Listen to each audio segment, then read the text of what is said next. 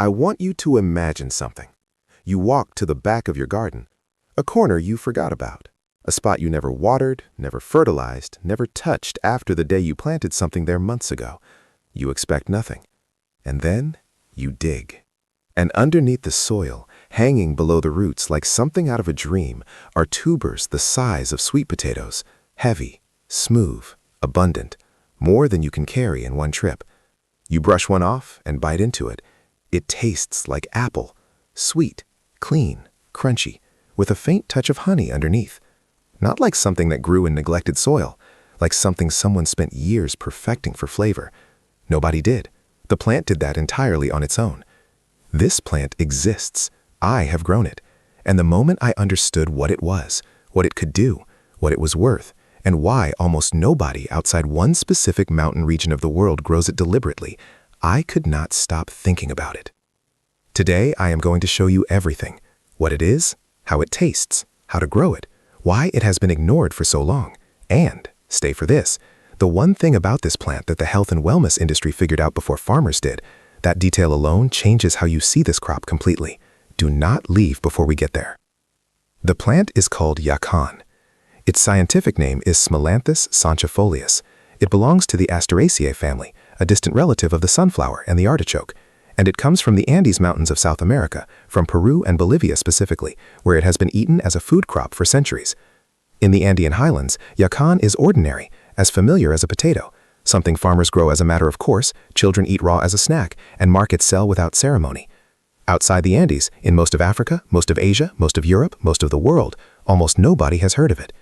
And that gap between how extraordinary this plant actually is and how completely unknown it remains outside its home region is one of the most puzzling things I have encountered in years of studying underutilized crops.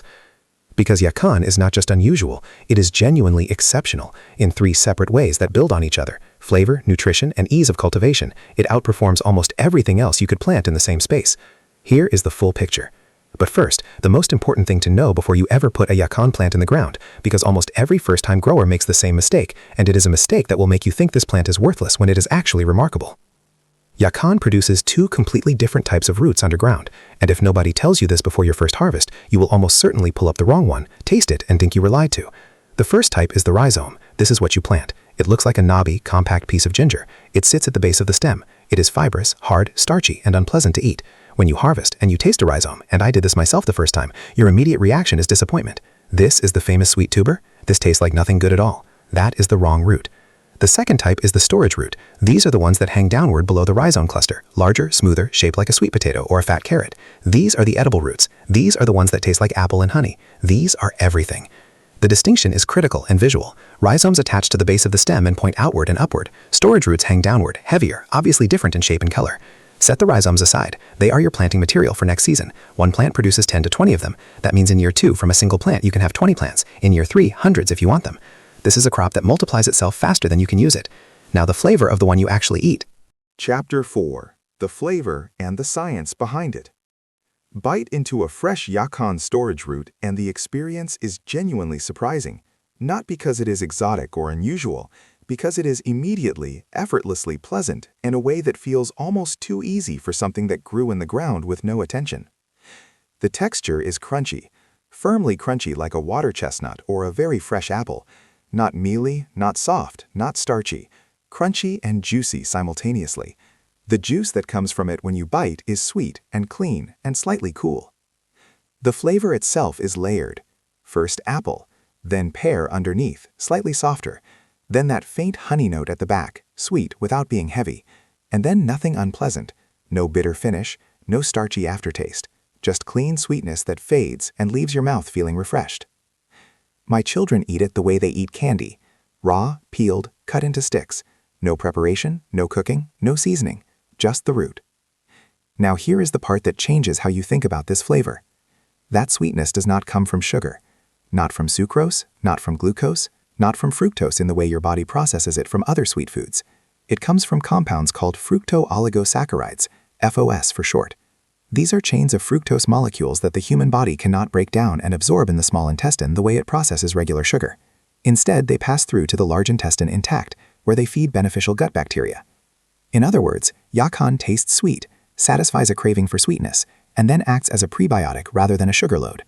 The caloric impact of a 200-gram yacon root is around 60 calories. The same weight of sweet potato delivers significantly more, and yet the yacon tastes sweeter. This is the detail that the health and wellness industry understood before most farmers did. There is serious peer-reviewed research conducted primarily in Peru and Japan studying yacon's effects on gut microbiota, glucose metabolism, and dietary management for people with type 2 diabetes. I am not saying it is a miracle food. The research is promising but ongoing. What I am saying is that a legitimate scientific conversation is happening about this plant's nutritional properties, and that conversation has been driving commercial interest in yacon-based health products, including dried chips, powdered supplements, and concentrated syrup. Those products already exist on the market. They are being sold at premium prices. The raw material that makes all of them, the yacon root, is something you can grow in your own soil, in a corner you are not currently using, with almost no effort. The market exists. The product is real. The crop is almost nobody is growing yet in most parts of the world. That gap between existing commercial demand and almost zero local supply is the farming opportunity. Chapter 5. Why nobody grows it, and why that is your advantage. Here is the question that matters most for any farmer evaluating a new crop. If it is this good, why is nobody already growing it? The honest answer has 3 parts. The first is awareness. Outside the Andean region, most people have simply never encountered yacon. They have not seen it in markets, have not read about it, have not been handed a rhizome by a friend the way I was.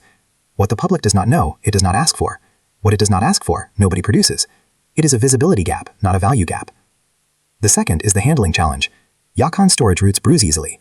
They do not transport through conventional commercial supply chains as reliably as potatoes or sweet potatoes. For large-scale industrial agriculture and supermarket distribution, that is a genuine problem. For a local farmer selling direct at a farmer's market, through a community vegetable box scheme, to local restaurants or health food stores, it is not a problem at all. You harvest and sell locally, no long-haul transport needed. The third is storage. Yacon keeps for several months in the right conditions, but not as long as a well-stored potato. Again, for industrial supply chains, a disadvantage. For direct local sale and home consumption, irrelevant. You store them correctly, unwashed, in a cool, dark, well-ventilated space, and you move them to buyers who want them fresh and local. Here is the reframe that matters. Every single reason yacon has been overlooked by industrial agriculture is a reason it is perfectly suited to small-scale direct farming. The characteristics that make it unattractive to supermarket supply chains are the same characteristics that make it ideal for farmers selling directly to customers who value freshness, locality, and nutritional quality. You are not competing with industrial potato producers. You are offering something they literally cannot offer: a fresh, locally grown, nutritionally distinctive crop that currently has almost no local competition in most markets outside South America. In business terms, you are not entering a crowded market. You are creating a market. And there is one more commercial layer to this plant that almost nobody talks about: the syrup. Chapter 6. The commercial layers. Yacon syrup is a commercially produced sweetener derived from concentrated yacon root juice.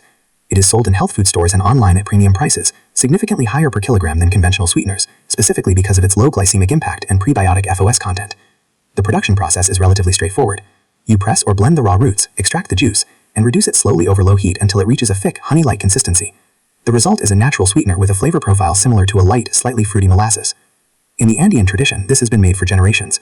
In the international health food market, it is a premium product. The gap between those two worlds, traditional knowledge and commercial opportunity, is where the farming value sits.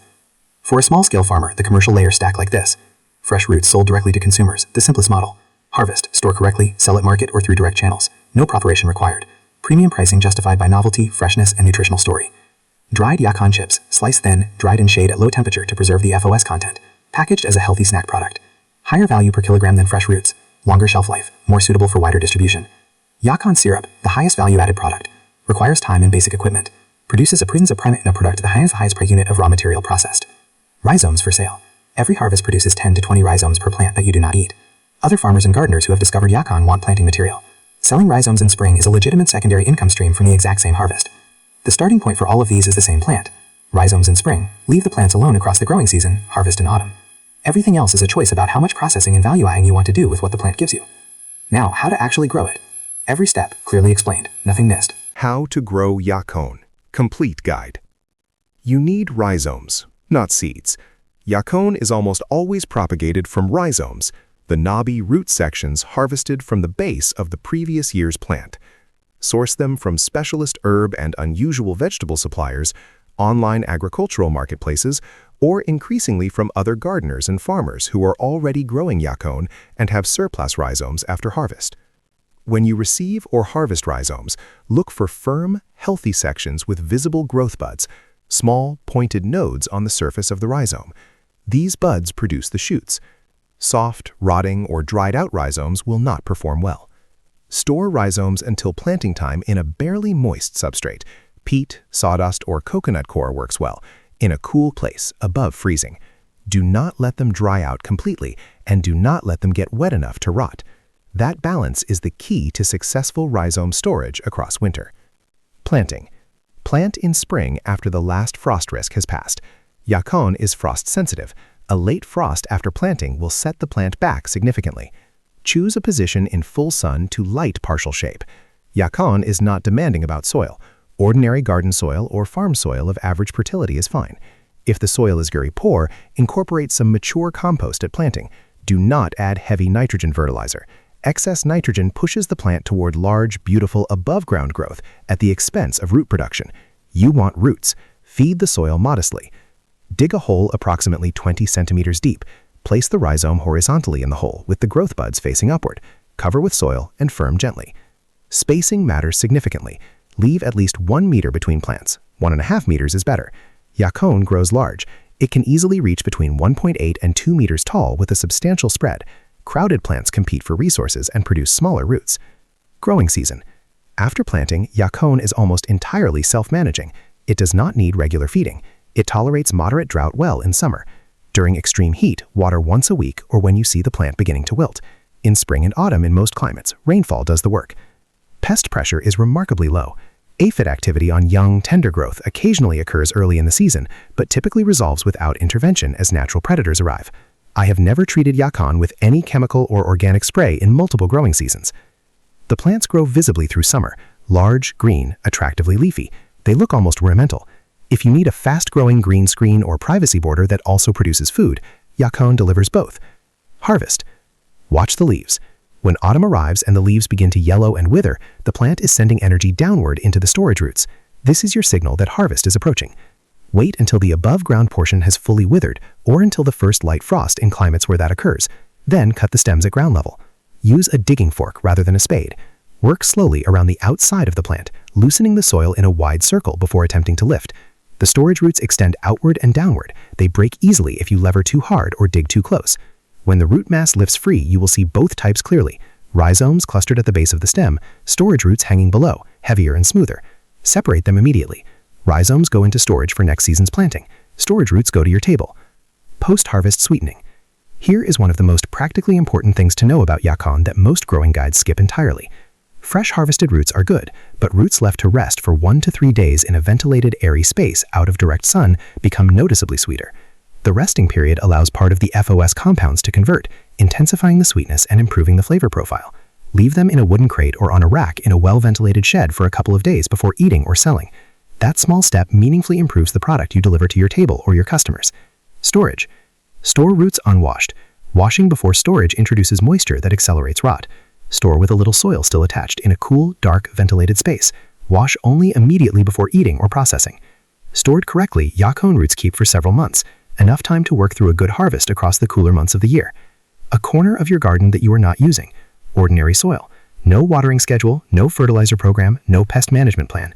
And at the end of the season, tubers the size of sweet potatoes that taste like apple and honey, carrying the nutritional profile of a prebiotic supplement, representing a commercial crop that global health food markets are paying premium prices for, while almost no local farmers are producing it yet. That is Yacon. It makes no sense that a plant this easy to grow, this pleasant to eat, and this commercially interesting should still be almost unknown outside one mountain region of South America. But here we are, and now you know. Keep more rhizomes than you think you need after your first harvest. Give the extras away. Because that is how this plant spreads, one person at a time, one rhizome at a time, until enough people are growing it that the market that already wants it finally has a local supply. Subscribe for more. I will see you in the next one.